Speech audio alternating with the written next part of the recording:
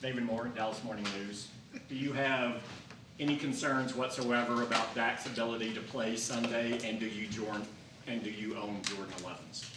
I do not own the Jordan 11s, but I'll just say that, he's going to be a full participant today. I anticipate it'll be the same tomorrow. So I don't have any concern about him playing Sunday. What was your thought process? Todd. Todd Archer with ESPN. Sorry, Clarence. I raised my hand and went through proper protocol. If it was just a shoe issue, why not just put on the old shoes and go back to practice? I just think once again, high caution. We do it with all the players. There's always exams or things that go on that we react to everything. I think that's just the nature of the game, and so really, I know the importance of Dak and the quarterback position, but it's really standard process, standard procedure, to go through that anytime a player has an issue. Okay. Clarence Hill, forward start to Clarence. Did he have the MRI? Did y'all do anything? I'm not going to get into all the specifics, but we checked him out. Yeah, we made sure that everything was good. So, Okay. I don't talk on specifics of individuals. We know that, right? Right. HIPAA and all those things. Not that matters, but I'll let him talk on that. Your initial thoughts when you see him left practice, what were you thinking? What was going through your head? 3 days before the season opened. Well, no, definitely. It wasn't. Yeah, it's. There's always little things or things that you're concerned about that go on through practice. Players are always, it's the game of football, so you're always looking at things and just making sure. So it's really it's something that goes on quite a bit. Cal.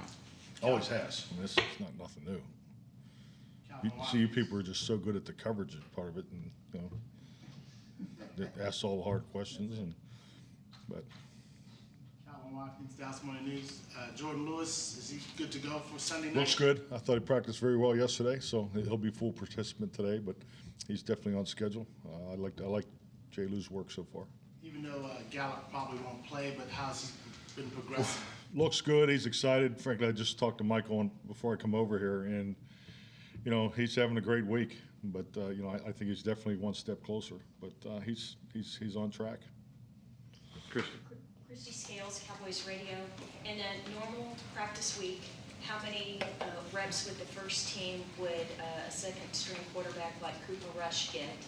And so how beneficial was it for him to get that time yesterday, even if it's not for this weekend, but moving forward? All quarterback reps, as you know, are so important, and that's something really, as you go back through your 90-man roster and you look at the offseason and so forth, the ability to get the number 3 and the 4 guys trained is a bigger challenge every year, just with all the cutback in time and in practice. So I think clearly that states for any number 2 to get extra reps is beneficial. So, but we give our number 2 a lot of reps, probably more than most teams as far as the actual game plan reps.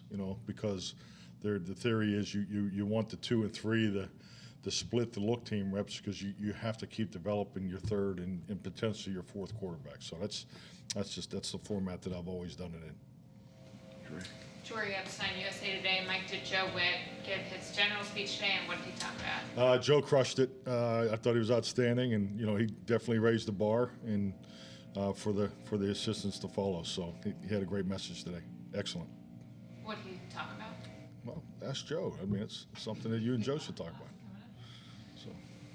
Mike, Rob Phillips, DallasCowboys.com. How do you feel about Anthony Barr's readiness after he's about a month of ramp-up time? Yeah, I think Anthony's very comfortable. I think you've really seen that the last 2 weeks. So, I think it's just stating the obvious. When he first came to us, just kind of went through a ramp-up type period with him, and but I've obviously competed in a number of games against Anthony Barr. I have great respect for him, and the thing that I've was always so impressed with is his range. Not only his ability to play, at the line of scrimmage as far as rusher and blitzer, because I think has excellent instincts and very very intelligent, high football IQ player. So, but his range, particularly in the passing game, he gets his hands on a lot of balls. So, I think he's definitely, has hit his stride, and he looks very comfortable in our scheme. Over here, Colin. Tell the players, make it hard on you guys to put the 53 together. So now that we're here, is it hard to to put that 46 together for Sunday night, considering what you got? Definitely. I mean, the 48, especially when you're healthy, is a challenge. But it's a healthy challenge, and you know, it's definitely the preferred. So, and, you know, and especially for rookies, you know, if a rookie hasn't been through this, you know, all of a sudden you work all camp and you get to this point and you don't get to dress for the game. I mean, it's so that's an eye opener for anybody that goes through it the first time. So yeah, I mean, there's definitely guys that have competed like hell all week and have done an outstanding job, but they won't be activated. So it's tough for those guys because, you know, obviously everybody wants to play and contribute, and we're fortunate to have a lot of guys in that spot. Time. Knowing Jake Ferguson's background and all, what's impressed you most about what he's done with you guys? He appears to be a really good blocker, even as a young guy. I mean, Jake, you know, I think it's just like anything in the player acquisition phase. You know, when you feel like you know a player when he comes into you and what you hope he's going to be, I think Jake definitely is exactly what his profile was, you know, when we drafted him. So, and he's what, you know, what we need too. You know, I love his, you know, the thing that I really liked about him in Wisconsin. I mean, you could see his grit and his nastiness and his ability to play, you know, all the way through the whistle and so forth. And he's done that from day one here. So he plays to his personal play style, which is, you know, fits our play style. So knows football, has an excellent understanding. You know, both him and Peyton have picked it up extremely fast. And, you know, for two rookies, I think those guys have made an immediate impact of, you know, how to play the position. And I've been very impressed with both those guys. But Jake's exactly, you know, what we need. You know, he plays a brand of football that's what attracted us to him. When you think about how Brady's gone 6-0 against the Cowboys, what would it mean to get the Cowboys their first win against a player like him? I mean, we want to win the game. It's our first regular season game. It's, you know, and with all the respect to Tom and what he's done and the type of player he is, you know, we definitely have high respect. But at the end of the day, I mean, you know, the past is an opportunity to learn from.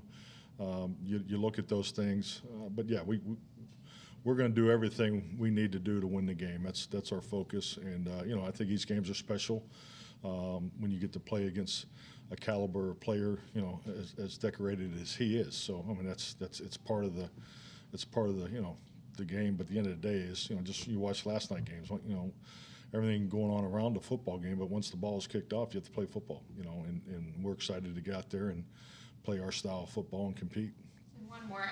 CD spent some time last year, and both of the last 2 years, learning from Amari. Now he's moved into a role where he is mentoring some of the young receivers more. How, if at all, have you seen him take on a teacher role? I think it's going well. I think frankly, I think it's very natural for CD. You know, CD has a natural leadership light to him. You know, people are attracted to him.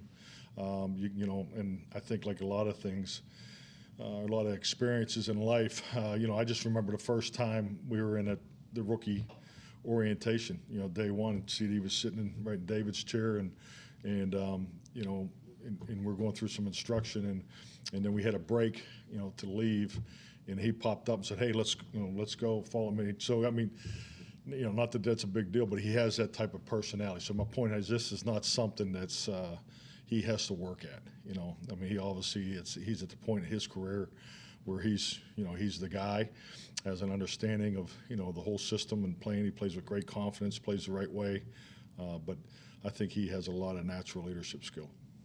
Michael. Morning, Coach. Patrick Walker, DallasCowboys.com. You're coming up on the back end of your first week with Jason Peters. What are you seeing as far as his progress, and do you think that Tyler Smith has already gleaned enough to potentially help him in his Cowboys debut against the Buccaneers?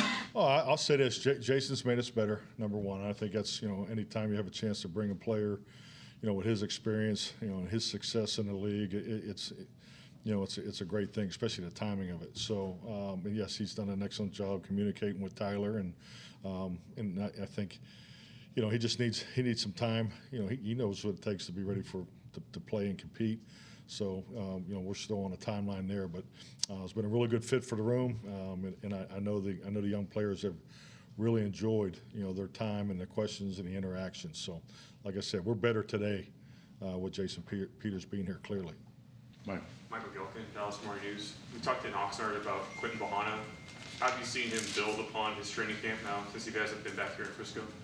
I mean, we haven't played a game yet, but Quentin's definitely made a jump. I mean, I think clearly he's been outstanding. I think his conditioning is way, much improved over last year. So very comfortable. I mean, he's been making plays, at the low technique position. So I'm very impressed with Q. And I'll tell you what, he's doing just the little things. I mean, it's because it's always the little things. I mean, he's on field goal protection now, so as a wing. I mean, it's nice to see guys, take that step, and it's just like anything. The more you can do, and it's definitely a part of putting together the 48 man. So Quentin's, I'm looking for him. He has set himself up to have a heck of a year.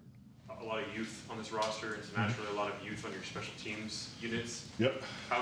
Has that crop of youth stood out to you in terms of their ability to be ready for Sunday?